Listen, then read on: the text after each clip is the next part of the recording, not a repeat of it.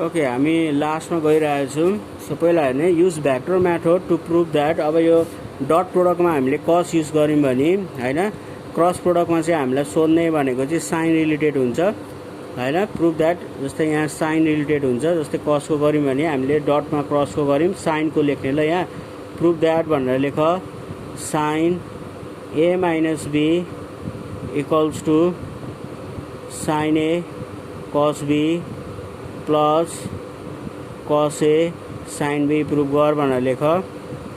By using vector method prove that sine A minus B equals to sine A cos B plus cos A sine B भनेर लेख है। ए minus बीको त्यो लेख। किन मैले यहाँ लगेको कस ए माइनस बीमा भन्दाखेरि हामी same figure same technique use गर्छौँ। त्यो कारणले गर्दाखेरि मैले योभन्दा अगाडिको भिडियोमा कस ए माइनस बीको जुन गरेका थिएँ होइन, साइन ए माइनस बी भनेर लेख अनि सेम फिगर बनाऊ, यही फिगर होइन। यो पोइन्टहरू कहाँबाट आएको भन्ने कुरा मैले बुझाएको थिएँ। सेम ल्याङ्ग्वेज लेख होइन। अनि ओपी भेक्टर र ओक्यू भेक्टर यहाँसम्म सेम लेख, सेम फिगर र सेम लेख ल। सेम लेख त यहाँसम्म मात्र है। ओके, 2 मिनटसम्म म यतिकै राख्छु, तिमीहरूले सेम सार ल। मैले बुझाएको पनि थिएँ है। तिमीहरूले बुझ्नको लागि फेरि कसमा जाँदा पनि हुन्छ। यी कुरा कहाँबाट आयो भन्ने कुराहरू, यो कहाँबाट आयो भन्ने कुराहरू डट प्रोडक्टको भिडियोमा छ, लङ 2मा भन्नेमा छ होइन। यो कहाँबाट आयो यहाँसम्मको सेम लेख ल। साइनको केसमा हामी यही लजिक युज गरेर गर्छौँ, सेम फिगर। सो सेम लेख। Let X O X dash and Y O Y dash with N 2 mutually perpendicular straight line representing X र वाई रेस्पेक्टिभली होइन। अनि हामीले एङ्गल ए मानेको छौँ एक्सओपीलाई, त्यसै गरी एक्सओक्यूलाई वाई मानेका छौँ, ओपीलाई R1 मानेको छौँ, ओक्यूलाई R2 मानेको छौँ। ओपी यो भयो र ओक्यू यो भयो है। यो सेम केसेस हो है। यो अगाडिको मैले बुझाएको छु नि, मैले भिडियोमा हेर्छौ। यो R1 कस ए R1 साइन ए कहाँबाट आयो भन्ने कुरा मैले बुझाएको छु ल।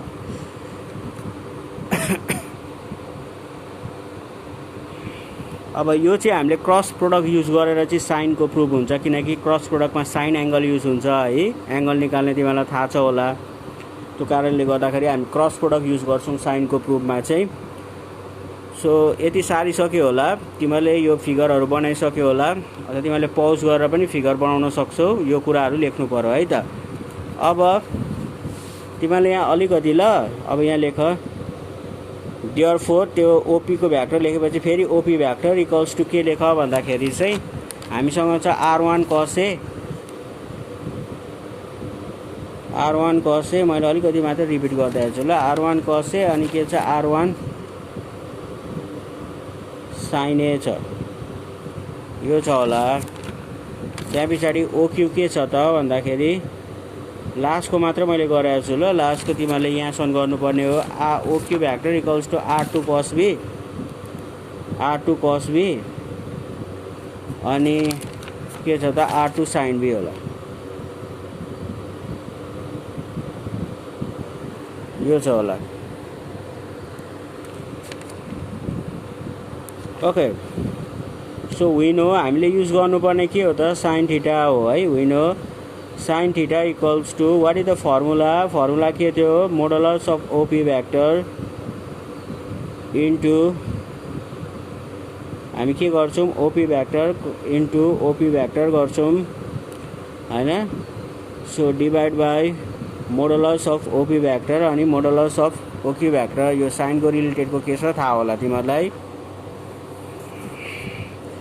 ओके, फर्मुला हाम्रो साइनको OP vector into OQ vector by OP vector अनि ओक्यू भेक्टर थियो modulus.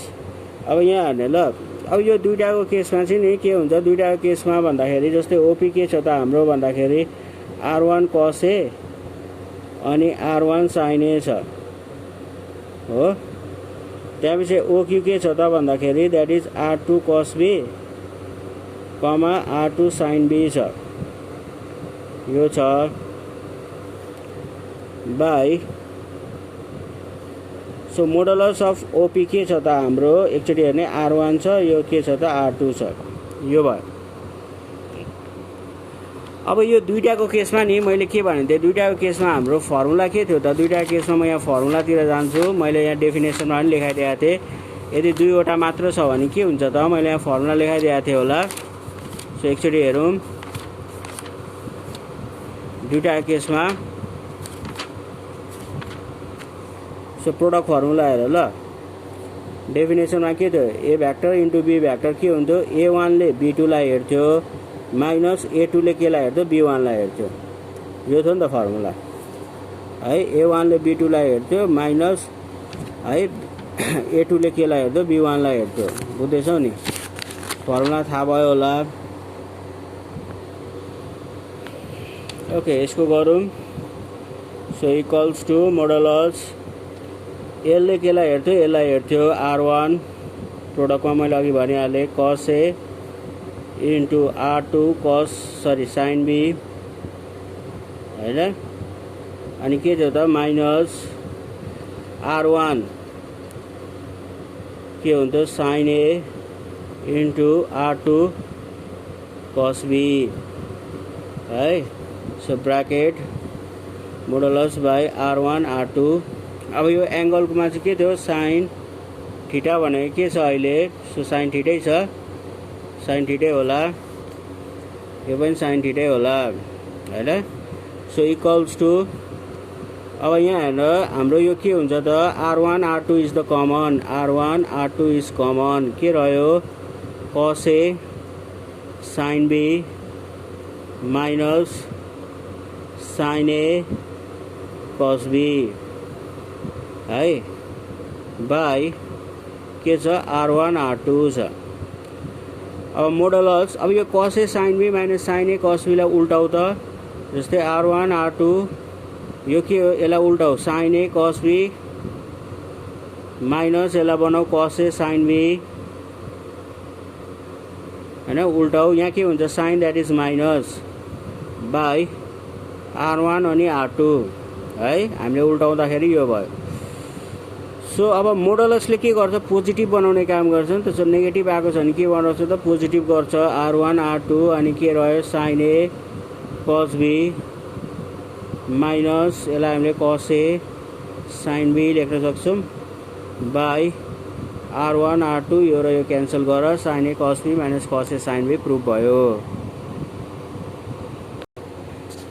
Okay next question proof by vector method that हैन अब अहिले चाहिँ sin A प्लस B को हामीले A माइनस B को गरौँ sin A प्लस B को sin A cos B proof that by vector method भनेर लेख sin A cos B plus cos A sin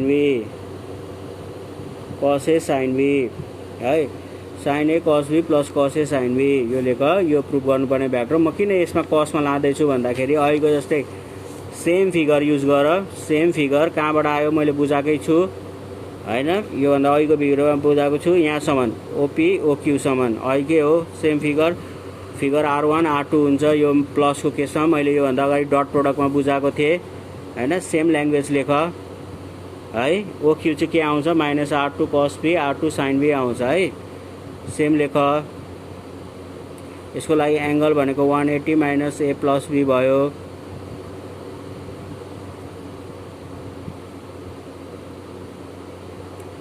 अहिलेको त थीटाको ठाउँमा A माइनस B थियो होला त्यो A माइनस B लेख्ने यो भन्दा अगाडिकोमा यसको चाहिँ एंगल के छ अहिले 180 माइनस A प्लस B छ है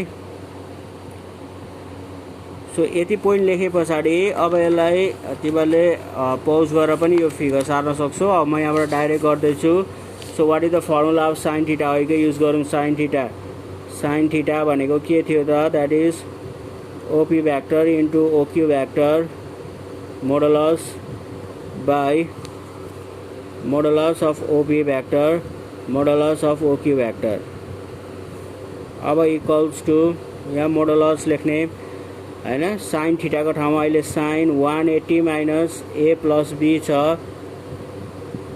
इक्वल्स टु अब OP को भ्यालु के छ त अहिले हेर्ने त OP को भ्यालु के रहेछ त अहिले मैले फिगरमा बताएको थिएँ व्हाट इज द OP को भ्यालु छ R1 cos A R1 sin A R1 cos A R1 sin A cross OQ के छ त what is the value of OQ छ माइनस R2 cos B है माइनस R2 cos B अनि R2 sin B छ second क्वाड्रेन्टमा त minus हुन्छ हैन बाई ओपी भनेको R1 यो R2 अब sin 1 cosमा के हुन्छ cos 180 minus theta minus cos theta हुन्थ्यो भने sin 180 माइनस थीटा त sin थीटै हुन्छ सो sin थीटै भयो यो a plus b equals to अब यहाँ हेर्ने है सो मल्टिप्लाई मैले बुझाएको थिएँ होला यसले यसलाई हेर्छ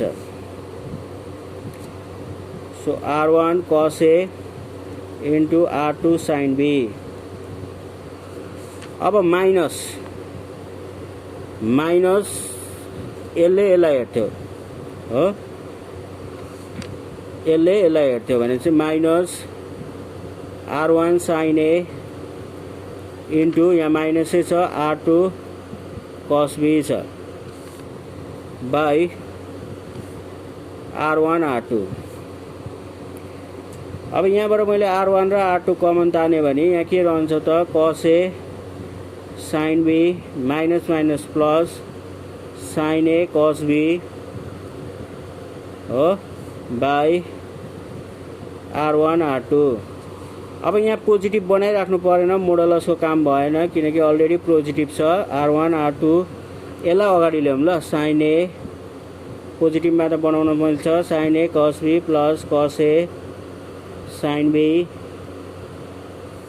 बाई R1 R2 यो र यो क्यान्सल गरेर हाम्रो प्रुफ भयो sin a plus b equals sin a cos b plus cos a sin b अब हाम्रो लास्ट एउटा क्वेसन बाँकी छ अनि यो क्रस प्रोडक्ट पनि सकिन्छ ओके हाम्रो last one use vector method to prove sin a by small a equals to sin b by small b equals to sin c by small c भनेको छ इन एनी ट्रायंगल एबीसी मैले यहाँ ABC बनाएँ हामीले योभन्दा अगाडि cosine ल projection लमा नि सेम ट्रायंगल युज गरेका थियौँ सेम तरिका हो म यहाँ बुझाउँछु जस्तै ए को उल्टो यो यसलाई हामी स्मल ए भेक्टर मानौँ बी को उल्टोलाई स्मल बी भेक्टर मानौँ यसको उल्टोलाई यहाँ हामी स्मल सी भेक्टर मानौँ है यो ट्रायंगल एबीसी मा सो यहाँ लेखौँ लेट हैन हामीले के मान्यौं त बीसी भेक्टरलाई हामीले ए भेक्टर मान्यौं सीए भेक्टरलाई हामीले बी भेक्टर मान्यौं त्यसैगरी एबी भेक्टरलाई हामीले के मान्यौं त सी भेक्टर मान्यौं है ओके यो भन्दा मैले अगाडि के पनि सिकाएको थिएँ यो भनेको यसको बीचको यो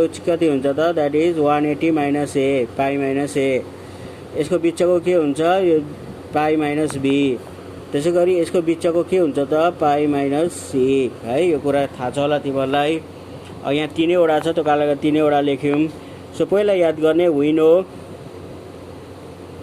विनो हाम्रो यो के हुन्छ भन्दाखेरि A vector plus B vector plus C vector equals to 0 हुन्छ है यो ट्रायंगुलर लमा A vector plus B vector plus C vector equals to के हुन्छ अरे 0 यो कुरा बुझ हैन A vector plus B vector plus C vector में के हुँदो रहेछ दैट इज 0 अब के गर मल्टिप्लाइङ